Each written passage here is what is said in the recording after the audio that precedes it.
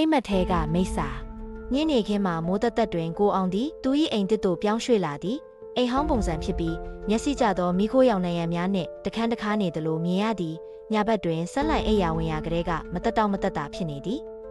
ကိုအောင်သည်အိမ်မက်ထဲ၌တစုံတစ်ယောက်ကသူ့အိမ်တွင်လှည့်လည်နေသည်ကိုမြင်ရသည်အလင်းဖော်ရာနာမျက်နှာမမြင်ရပေမဲ့မမှန်ဆွဆွဲတံများတစ်သားဖုံးနှံရံကိုထိုးတံများကြားလာသည်မနှက်ဖြန်ဖြစ်သောအခါကိုအောင်သည်တကားနားတွင်တဲတောင်တန်ကြားသလိုတကားပေါက်နားတွင်သွေးတံပြာကပ်နေသည်ကိုတွေ့ရသည်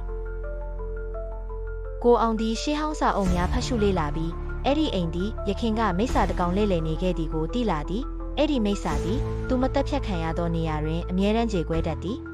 ညဘက်အခါသမယတစ်ခုတွင်မိစ္ဆာသည်ဆက်လိုက်အိပ်ရာထဲသို့ဝင်ရောက်လာသည်ကိုအောင်သည်ထိတ်လန့်စိတ်ဖြင့်နယံထောင်းသို့လန့်ကျသွားသည်မိစ္ဆာသည်အလင်းရိပ်ထဲကနေပေါ်ထွက်လာပြီးသူမိရင်ဆိုင်မှုကိုတောင်းဆိုလိုက်သည်